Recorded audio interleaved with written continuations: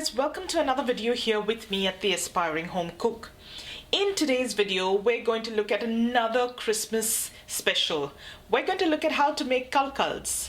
Now, I know a lot of folks are intimidated by the mere thought of making kulkuls, but I'm here to tell you that they're actually quite simple to make. A lot of times it's just a case of never having made them before. So once you see how easy it is to put this together, I hope you'll actually venture out and try making them yourself at home this Christmas. So without any further delay, let's go ahead and whip up a batch of kulkuls. Now, while there are loads of different kulkul recipes around, every household has their own recipe that they follow. A lot of folks tend to dip their kulkuls in a sugar syrup. We make our kulkuls by sweetening the dough itself. We add a little sugar to the dough while kneading, and it doesn't get dipped into sugar syrup thereafter. We've always made our kulkuls like this, and in today's video, I'm going to show you exactly how we do that. So here's what you're going to need to make your kulkuls. 1/4 kilo of all-purpose flour or maida, 1/4 kilo of semolina or rava, 3 tablespoons of ghee or clarified butter. In here I've got some sugar. Now you can add sugar to taste. For our kulkuls, we prefer it to be a little less sweet because on your typical Christmas platter, or what we call kuswar, everything tends to be fairly sweet. So by making our kulkuls a little less sweeter than normal, it kind of helps to cut through the sweetness. Of course, this is a matter of preference, so you can use as much or as little sugar as you'd like. In here, I've got about 2 heaped tablespoons of sugar. I'll start off with that, and as soon as the dough comes together, I'm going to taste a tiny bit and see if it's as sweet as it needs to be. If not, I will go ahead and add more sugar at that point.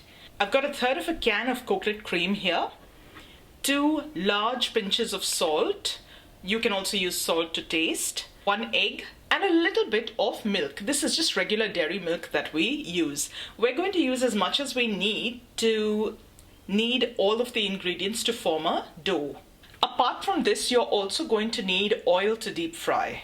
So let's go ahead and make the dough. This is actually a large KitchenAid pan. This is one of my favorite pans to 1, knead doughs, and 2, make sweets. You're going to see a lot of this in the next few videos. I've got this. You can use any mixing bowl really, but this is one I somehow tend to favor over the others. I've got this over a tea towel. A tea towel under your mixing bowl will prevent your bowl from slipping around and sliding around too much. We're going to mix this dough by hand, so make sure you've got clean hands. Tip in your dry ingredients. That's your semolina, the all-purpose flour, and the salt, the sugar. I'm going to start by just mixing these dry ingredients together.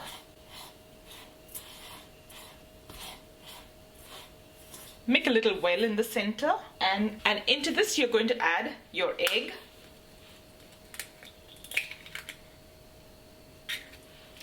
your coconut cream.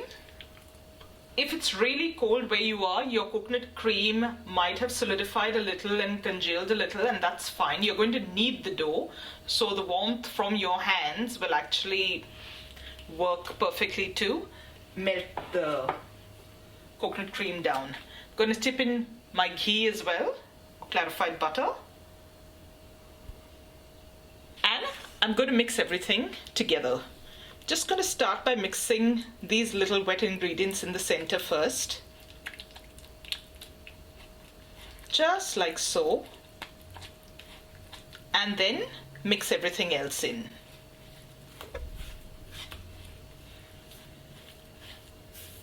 The dough comes together really easily and quickly, like you can see right here. It's hardly taken me 30 seconds. It's still on the dry side, and that's fine. I'm going to add a little bit of milk. If you're using freshly extracted coconut juice, you can do that as well, and just use the thinner extract right now if you've got any left over. I'm just going to use some milk because I've used coconut cream from a can. So like I said, we're going to add a little bit of milk. You may need to add more milk than what I've got here. You may need to add less. It really all depends on the flour and the semolina that you're using.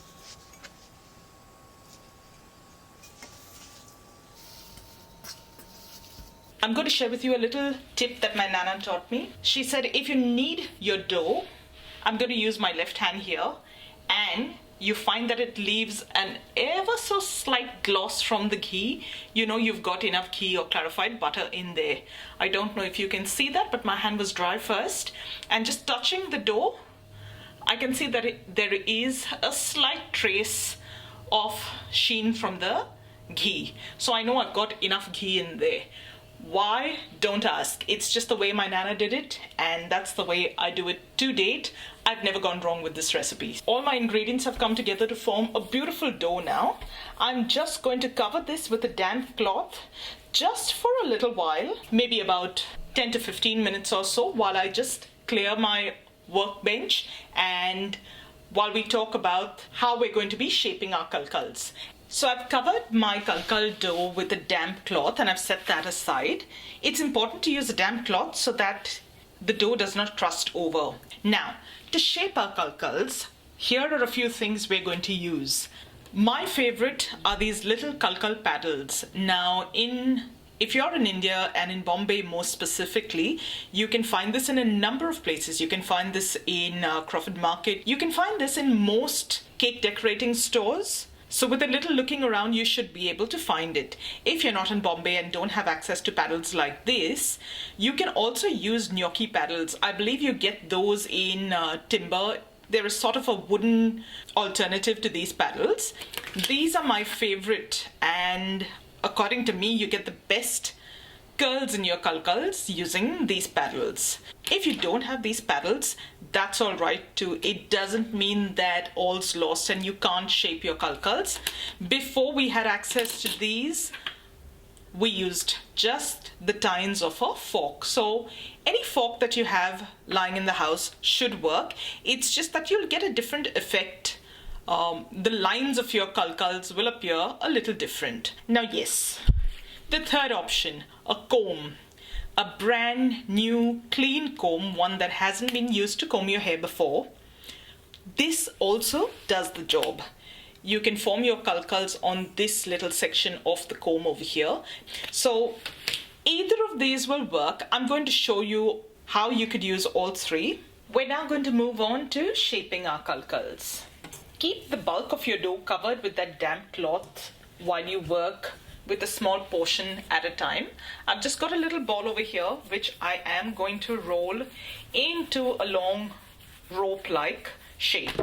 Now our kulkuls are going to be deep fried in batches, so it does help to a large extent if your kulkuls are sized fairly similarly.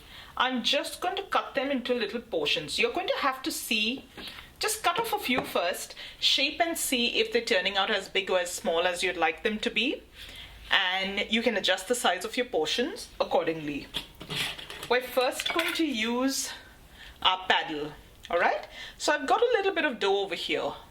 I'm going to place it on my paddle and using my thumbs, just going to spread that across just like this.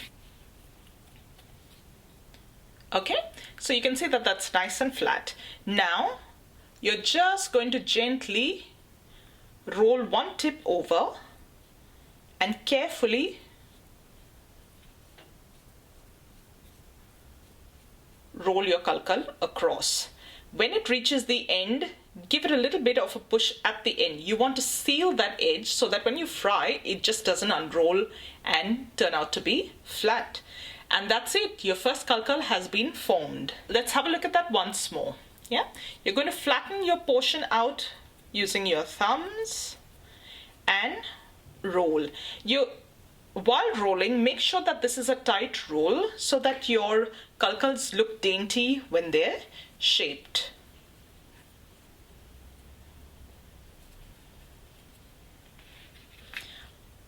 There you go. So let's get on and shape these kulkuls. This was using the paddle. We're going to set that aside and have a look at all of the three as a comparison at the end. Cut a few more. Let's move on to the fork. Again, you're going to use your thumb to flatten that piece of dough and roll.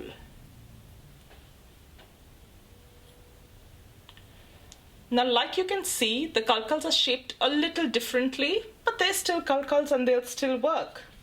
And last but not least, the comb. The process exactly the same. Okay, you're going to hold it on its side, press that out, and using your fingers, you're going to try and roll that. So like you can see here, these first two were formed using the paddle, these were formed using the fork, and these were formed using the comb. So depending on what you have handy at home, you can make kulkuls either way. Now, I have one more trick for you. Apart from these kulkuls, I also like to make shells. Now, I know that those are not really a traditional shape, but I find them fun to have on the plate and fun to make too. So I'm going to show you two ways you can do that. Again, a little ball-sized portion that you're going to flatten using just your fingers. All right, so you flatten that down.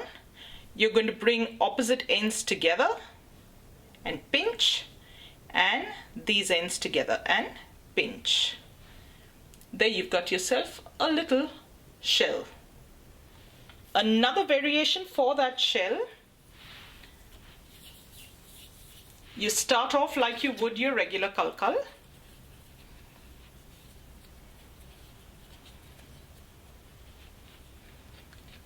Lift it off your paddle, and now you're going to shape the shell just like we did before.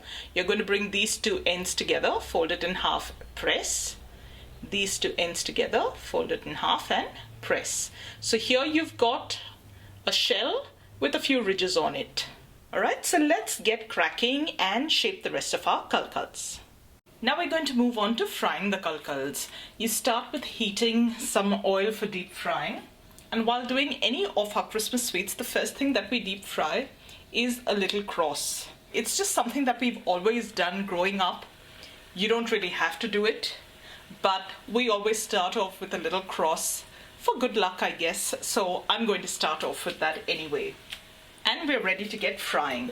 Now you can pick your kulkuls up by hand and drop them in, but I find it safer to transfer the kulkuls into this little spoon and then gently slide it into the oil. Start with the ones that were formed first.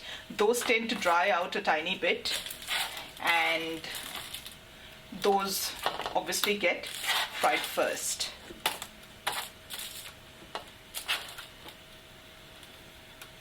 Going to drop that in. Be careful, start in little batches because it tends to bubble over a little. And you're going to let that fry till they become a nice golden brown. So midway through the frying process, just gently move them around.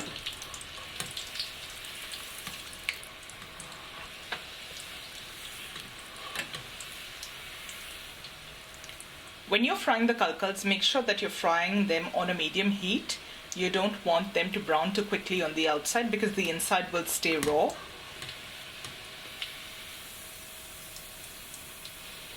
Yeah, that's looking good. It's a nice golden brown. I'll give it maybe another 5 seconds in there.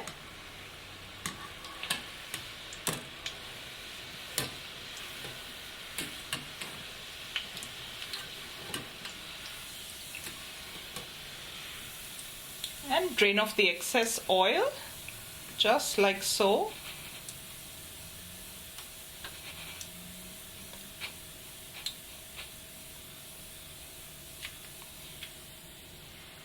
And I'm going to set them aside in a little tray or a plate, or in my case that same mixing bowl lined with some kitchen paper to absorb the excess oil.